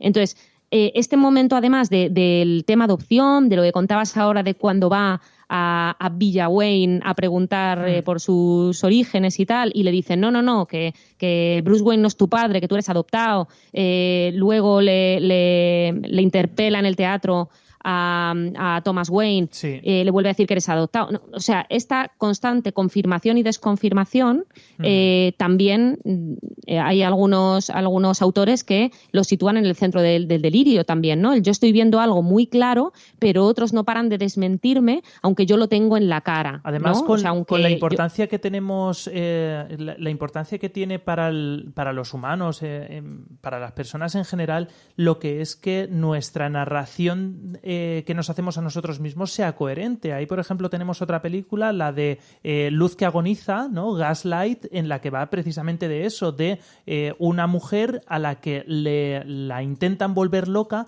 haciendo cambiar la narración, ¿no? Cambiar cosas de sitio y decir, oye, ¿esto dónde estaba? Esto no ha estado nunca aquí, ¿no? Ese claro. Contradecir continuamente para ya no saber en qué creo, ¿no? Eso al final acaba destruyendo esa línea narrativa propia, que es lo que nos une de alguna manera a la realidad. Bueno, porque nuestro cerebro es verbal, nuestro cerebro es esencialmente narrativo. Entonces, claro, el que a nosotros nos cambien determinados relatos daña mucho la identidad, ¿no? Sí. Y la identidad son los referentes básicos de quién soy yo y quién soy yo respecto al mundo, ¿no? Por eso lo que decía antes, yo no sé si realmente he existido nunca. Y esto lo dice antes, o sea, ya hay cositas, ¿no? Digamos, psicóticas o que orientan a la psicosis antes de que él descubra el tema de la madre. Y ahí es cuando ya definitivamente aquello peta, ¿no? Y luego ya cuando vemos que se empieza a expresar del todo, o sea, el inicio sería digamos el acting, ¿no? El acto de matar a la madre, ¿no? De ahí ya es cuando empiezan las alteraciones de conducta.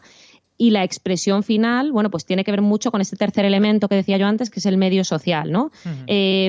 Una personalidad sensitiva vive en determinados contextos sociales como una amenaza, digamos, a su yo, ¿no? Y una tensión de ese amor propio en un entorno que piensa mal de él, que todo el mundo le intenta oprimir, que todo el mundo está en contra de él, ¿no? Que la gente le mira. Bueno, pues así, experiencias, digamos, que podrían ser cotidianas, ¿no?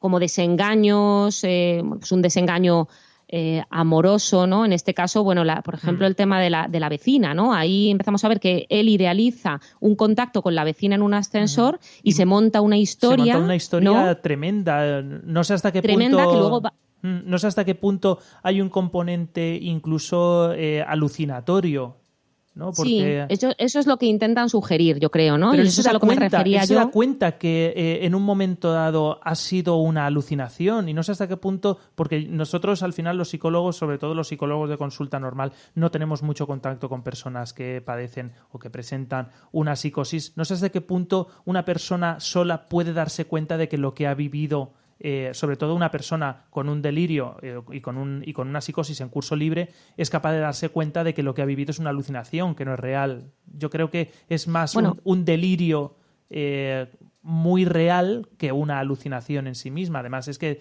no sé, está muy organizado esa alucinación. Bueno, nosotros cuando hablamos de delirios, ¿vale? De lo que hablamos es de un trastorno del pensamiento, es decir, de una idea fija, inamovible, que me digan lo que me digan y me muestren las pruebas que me muestren, no voy a cambiar, ¿no? Y es una idea que, pues que es errónea, ¿no? Que no se corresponde con la realidad. Es decir, al final el delirio tiene que ver con el relato, con el pensamiento, ¿no? Con la palabra.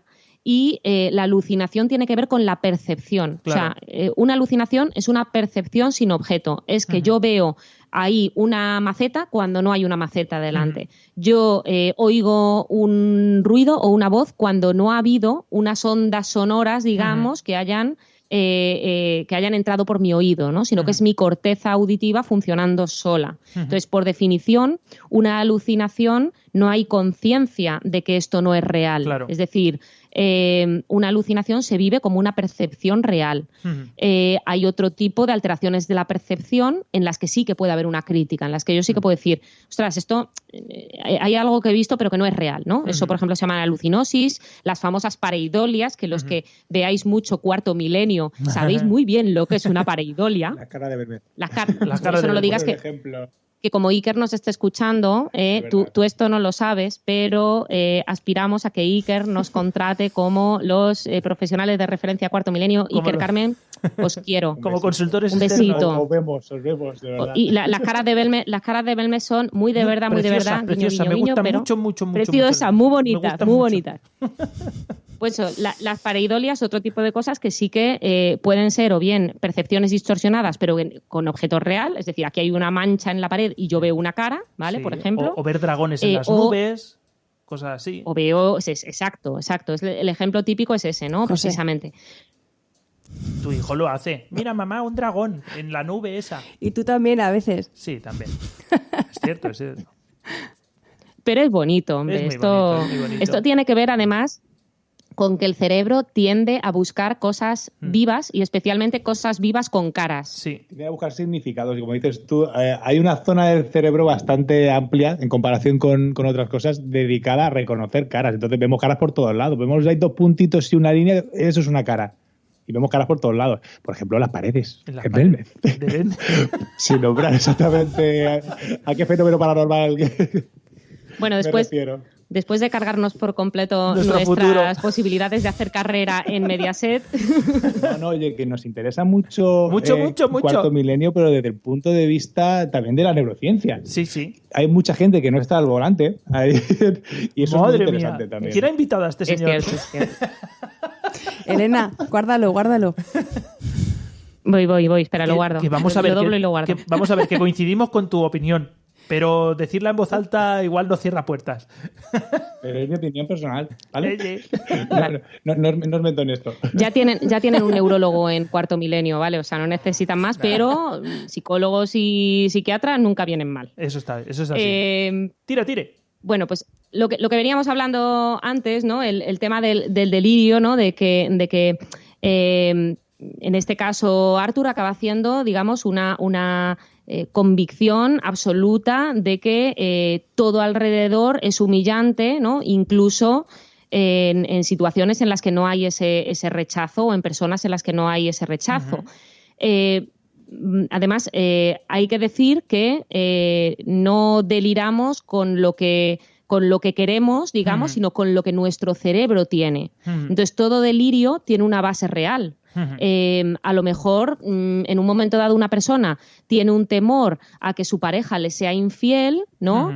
Y al final se engancha tanto su cerebro a esa idea que acaba viendo por todas partes pruebas de que su pareja le es infiel. Esto ¿no? es como las constelaciones en el cielo. O sea, los puntos están ahí y es el cerebro el que une puntos de una forma determinada, ¿no? Exacto. Entonces puede haber ahí una base real. Es decir, evidentemente una persona que a nivel social es, en cierto modo, un inadaptado, que ha vivido situaciones de agresión, que ha vivido humillaciones, pues ahí hay una base real. Sin duda eso lo ha tenido. Y a raíz de eso, pues su cerebro, cuando se descompensa, pues delira con el contenido que tiene, ¿no? Yo creo que sí que hay una cierta vivencia delirante en un momento dado. Dicho esto, no creo que Fleck tenga una esquizofrenia. ¿Por qué? Porque en una esquizofrenia hay un corte claro en el funcionamiento y en la vida de una persona, y además hay, digamos, una desconexión absoluta de la realidad. Y yo creo que aquí no desconecta de la realidad ni siquiera en el peor momento. Él sabe muy bien lo que hace, a por quién va, y no, yo creo que la conducta criminal en su caso tiene más que ver con los rasgos psicopáticos, que creo que sí los tiene, con esa frialdad, en cierto modo emocional, y con esa falta total de respeto a las leyes y a los, en fin, a las reglas básicas de convivencia, que con el hecho del trastorno psicótico. Pero es interesante que en el tema del delirio sensitivo de referencia hay un desarrollo típico, que es que primero empieza la vivencia vaga de que le observan, y hay una escena muy, muy paradigmática de esto en la película, que es cuando él cree, o sea, cuando él está supuestamente con la novia, después de haber salido de actuar en el club de comedia, se para a ver los titulares del periódico y tal, y entonces hay un tipo que va en un taxi con la careta esta de payaso, que lo que te transmiten es como que el tío le está mirando muy fijamente, ¿no? Y yo creo que eso es un poco la manera que tienen de representar esto, ¿no? Esa vivencia de...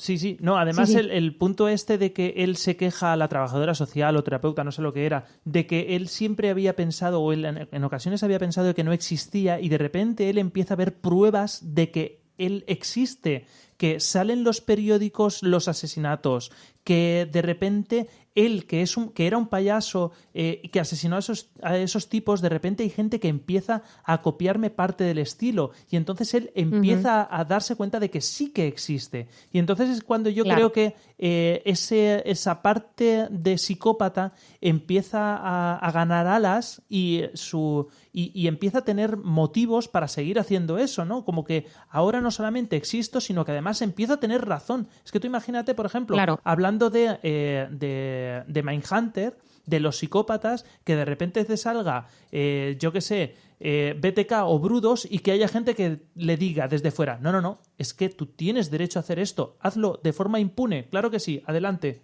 Entonces es cuando ya dicen, venga, vamos al Leroy Merlin, que me voy de compras, ¿no? O sea...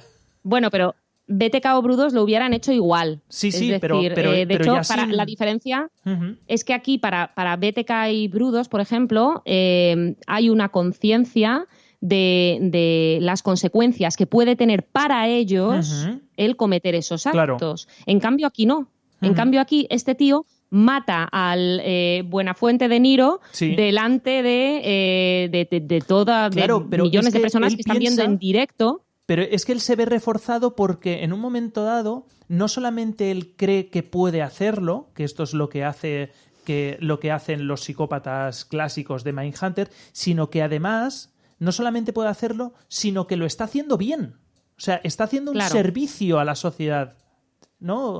Porque aquí lo que yo decía antes del contexto social, ¿no? De cómo se manifiesta en función del contexto social, el cuadro clásico de Kresmer del delirio sensitivo de referencia es que primero se desarrolla esta vivencia vaga de ser observado, uh-huh. pero después, cuando eclosiona esta convicción de que todo el mundo le rechaza, le desprecia y tal, el delirio aparece para compensar uh-huh. esa baja autoestima. Okay. Es decir, la convicción de que soy una mierda, que todo el mundo me rechaza, que todo el mundo no me considera, es tan insoportable para mí que en cierto modo el delirio aparece como algo sobrecompensador, es decir, da una identidad a la persona, ¿no? Entonces, ese es el momento, por ejemplo, en el que él se convierte en el Joker, él se convierte en el puto amo de repente, ¿no? El problema no es que yo sea menos, el problema es que los demás me rechazan y entonces tengo que ir a saco contra los demás. Uh-huh. Entonces, eso tiene esa función compensadora, ¿no? De lo que decía Miriam al principio, de la autoestima, ¿no? El machacado pasa a machacar, en uh-huh. cierto modo, ¿no? Y el delirio tiene una función psicológica también. Uh-huh. No, yo lo que iba a decir es que yo al Joker lo veo un tío muy enrabietado, ¿no? Él está muy... sobre todo hacia el final... Muy frustrado y quiere venganza, o sea, quiere... Sí, quiere... Cuando está en el plato con el Robert De Niro, o sea, con el presentador, con el Buenafuente americano. A mí me parece que él argumenta de forma bastante sólida el por qué, el para qué ha llegado hasta ahí. Y yo creo que ahí habría que hacer un análisis social de un poco de la circunstancia de cómo... Además hay una frase en ese sentido... Estoy un poco pesada a estas horas. Es que es muy tarde, son las 12 menos 5. La cuestión es que aquí en nuestro universo, en nuestra realidad, la cuestión es que, por ejemplo, hay una frase que se ha hecho muy famosa de Joker, que es una de las cosas que él está apuntando como un chiste, y es esa frase de lo peor de ser un enfermo mental es que la gente espera que te comportes de forma normal, ¿no? Eso él lo apunta como si fuera un chiste para su monólogo, y eso se ha convertido casi en un himno en Twitter. Yo lo he visto, o en Instagram yo lo he visto así como además hace poco fue el día de la enfermedad mental o algo así, y se... El 10 de octubre creo. El 10 de octubre el o algo jueves así. Pasado. Y se convirtió como una especie de lema, ¿no? Entonces, una de las cosas que él le dice al Robert De Niro antes de pegarle 2 tiros es eso, que las personas como él, las personas enfermas, los desechos, no les importamos a la gente más que cuando, pues eso, cuando tienen que salir a decir, oh, qué guays que somos, que os vamos a tirar un trozo de pan o cosas así, ¿no? Entonces... Lo utilizan, efectivamente. O sea, me has utilizado, tú me sacaste aquí para reírte de mí, lo que pasa es que luego a la gente le ha gustado mucho y por eso yo estoy aquí. No porque yo te guste, sino porque le gusta a tu audiencia y tú quieres seguir estando en el candelero, ¿no? Entonces... Yo aquí con este... Dale. Yo con este mensaje tengo sentimientos encontrados porque yo también, me queda muy claro qué es lo que están intentando transmitir. Es decir, desde el punto de vista que yo analizo la película, digamos, que es el del desarrollo psicopatológico de Joker, es cierto que una cosa muy típica de las personalidades sensitivas es que son extremadamente introvertidas, complacientes y tendentes a guardarse todos sus sentimientos. Entonces son las típicas personas que acumulan rencor, ¿vale? Y que un agravio de hace 3 años, ¿no? Que a ti ya se te ha olvidado porque te pidió este fuego y no se lo diste, ¿no? Pues para él es algo muy significativo y muy probatorio del desprecio que tú le tienes. Entonces, lo típico de las personalidades sensitivas, que no todas se brotan, es decir, no todas hacen delirios sensitivos de referencia, pero las que lo hacen, el delirio sensitivo, es una especie de explosión de toda esa ira que yo he ido acumulando, ¿no? Y, digamos, una exacerbación gigante e irreal de todos los agravios a los que a mí me han sometido, ¿no? Entonces, todo el mundo espera que una persona con enfermedad mental se comporte como si no la tuviera.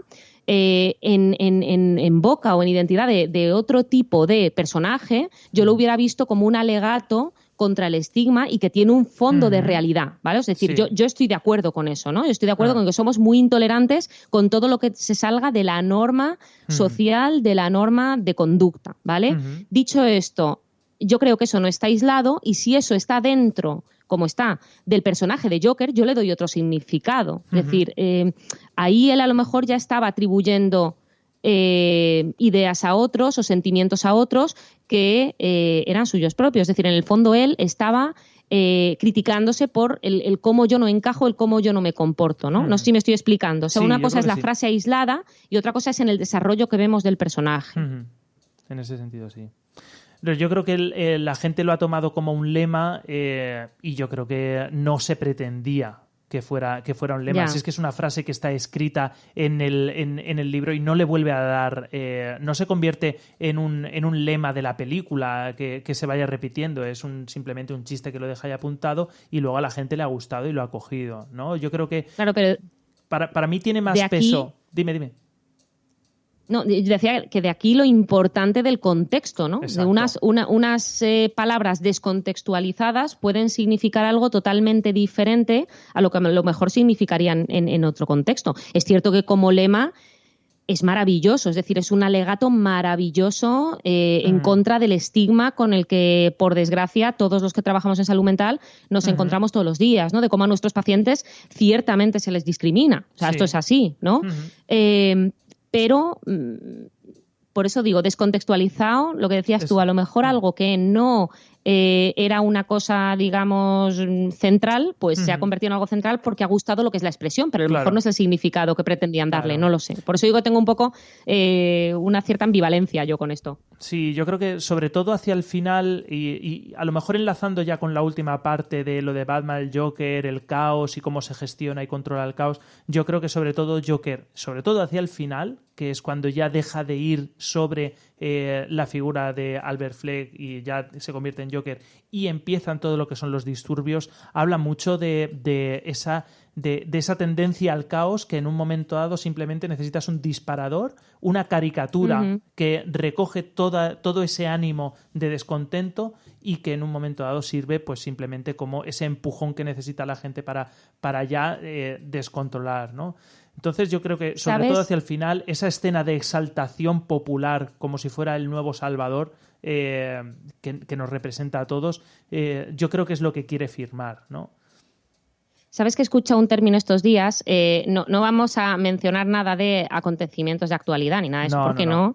Pero he escuchado que eso, desde el punto de vista periodístico, eso lo llaman el cisne negro, que yo no lo sabía. ¿Ah, sí? O sea, ese disparador de repente pasa algo, ¿no? Hay una situación ya de crispación, de tensión, de descontento, de tal, y de repente una imagen potente, ¿no? Puede ser una imagen, puede ser un hecho, un acontecimiento, por ejemplo, lo típico de, pues hay una situación de revueltas y, hay una situación de brutalidad policial o muere alguien o lo que sea. Eso desencadena el caos. Eso en periodismo, por lo visto, le llaman el cisne negro, que me encanta muchísimo el término, la verdad. No lo conocía y me encanta. Oye, Elena, al principio del programa has comentado que habías hablado con tus colegas. Con Acevedo. Con Acevedo, que te había comentado. Háblanos, que yo tengo curiosidad de eso. Bueno, Acevedo me ha comentado, por ejemplo, el tema del delirio sensitivo de referencia, que yo es cierto que veía ahí síntomas autorreferenciales, pero no lo veía de una manera tan clara como realmente tal como encaja, ¿no? Y entonces ella un poco me ha dado un poco esta orientación, ¿no? Esa pista. Y bueno, respecto hablé con Luis, que creo que esto lo hemos dejado un poco en el tintero, sobre la escena esta en la que él está tomando notas en el club, ¿no? de comedia, como si no entendiera las reacciones de los demás, ¿no? Para ver entonces, qué es lo que pasa, si hay algún tipo de espectro autista ahí, porque también esa es una vía de... Es que resulta que es posible que... A ver qué puede pasar por ahí. ¿Qué te comentaba? Claro, él me comentó, le parece que no es un trastorno de espectro autista, bueno, aparte de porque tampoco queda claro que haya otras características que configuren un síndrome, digamos, ¿no? Una serie de síntomas que apunten al espectro autista. Él me habló de algo que apuntamos, de hecho, en el podcast de Mindhunter, pero no lo nombramos tal cual, porque yo no conocía este término, ¿no? Que es el de los elementos de la empatía, ¿no? Entonces, él me dijo, bueno, no parece que sea un autismo porque hay una empatía afectiva, ¿no? Okay. Y yo digo, uy, empatía afectiva, ¿qué es esto? Pues, al parecer, lo que hablábamos sobre los psicópatas, hay dos, digamos, dimensiones en la empatía, que es la empatía afectiva y la empatía cognitiva. Entonces, los psicópatas tienen empatía cognitiva, pero no tienen empatía afectiva. Es decir, un psicópata es capaz de comprender a través de las señales que él observa, que tú emites, ¿no? Él es capaz de comprender lo que sientes o lo que piensas, pero eso no le genera a él ninguna emoción. Como que racionalmente... ¿vale? Él comprende la emoción, pero no es capaz de sentirla. O sea, entonces, racionalmente sabe que estás enfadado... Juego, pero no lo respeta. Exacto. No, entiende no solo las reglas del juego, entiende lo que tú estás sintiendo. Sí, la regla de juego social, las señales no verbales. Pero no solo eso, entiende lo que tú estás sintiendo, pero él no lo siente. O sea, que ¿vale? no sé, es eso típico de cuando estás presenciando una pelea que tú te sientes raro, ¿vale? Ellos se daría cuenta de que esta persona está enfadada por esto, esta persona está enfadada para lo otro, pero yo estoy aquí comiendo pipas muy a gusto. Exacto. Esta persona está sufriendo, esta está enfadada, esta tal, pero yo no me remueve nada, ¿no? Entonces, los psicópatas tienen empatía cognitiva, pero no tienen empatía afectiva. En cambio, la empatía afectiva, que sería esa capacidad de sentir, ¿no? De movilizar sentimientos cuando ves, por ejemplo, el sufrimiento de otra persona, los autistas, los trastornos de espectro autista sí lo tienen, pero los psicópatas no. Es decir, el trastorno de espectro autista sabe, se siente triste si te ve triste, aunque a lo mejor no comprenda, ¿no? ¿Por qué estás triste? O qué es exactamente la tristeza? Pero él se siente triste, ¿no? Entonces, es esa parte como de analfabetismo emocional, que sienten cosas pero no saben muy bien qué hacer con ello, ¿no? A lo mejor. Claro, entonces, esta persona, Arthur, tiene una empatía cognitiva. O sea, realmente es capaz de entender que el otro está sufriendo y por qué, viéndole, interpretando esas señales, ¿no? En otro tipo de situaciones de la película. Luego, aparte, obviamente, pues un trastorno de espectro autista por sí mismo, digamos, no justifica el desarrollo caracterial ni justifica la conducta que vemos en la película, ¿no? Entonces, en ese sentido, pues parece una opción Hombre, yo creo poco probable. Y luego tampoco habría que perder de vista que esto es una película, que estamos hablando del Joker y que lo que se ha hecho ha sido construir, yo creo que una psicopatía ad hoc, ¿no? O sea, vamos a construir un síndrome para este personaje, cogiendo esto de aquí y esto de allá, aunque no sea del todo coherente una cosa con la otra, ¿no? O sea, yo creo que eso hay que entenderlo. Este disclaimer, ¿no? Este disclaimer que hemos hecho al principio de, ojo, que estamos viendo lo que nos quieren enseñar de un personaje de ficción en el que todo está al servicio del relato y del personaje. O sea, desde el punto de vista psicopatológico, esto no es un paciente ni esto no tiene ningún tipo de rigor. Claro, esto no es una película, hay que hacerle esas concesiones cinematográficas de un personaje de ficción, con lo cual pues un poco pueden pintarlo como a ellos les apetezca, al fin y al cabo, pero bueno. Yo creo que el análisis es interesante, ¿no? Porque lo habéis desmenuzado bastante bien. Cada cosa que sale en la película, que seguramente no es casual, ¿no? Yo creo que lleva un perfil bastante interesante que habéis resumido bastante bien. Hemos. Todos. Usted también. Bueno, sí, bueno, yo he hecho un análisis más somero, pero la deconstrucción del Joker, la verdad que lo habéis hecho muy bien. Explícanos desde el punto de vista del friki que tú eres, el por qué, que esto lo hemos hablado mucho, aunque segunda regla del podcast, esto lo he aprendido yo este tiempo, no se habla de lo que se habla fuera de micros, ¿vale? Pero tú y yo hemos hablado acerca de por qué encaja tan bien que en realidad Joker, Arthur, sea en realidad hijo de Thomas y Bruce Wayne y Arthur Wayne sean en realidad hermanastros. Que eso sería precioso. Bueno, hay una circunstancia, ¿no? Nos encontramos un personaje aislado, oscuro, que emplea la violencia, ¿no? Que se pone trajes extraños. ¿De cuál estoy hablando? ¿Del Joker o de Batman? Ay. Son iguales. Responden a la misma descripción en ese sentido, ¿no? Son unos antisociales que hacen que entienden su justicia, la justicia a su manera y que utilizan la violencia. En ese sentido son bastante almas gemelas. Por eso son el némesis, ¿no? Por eso son perfectos y por eso les gustan tanto.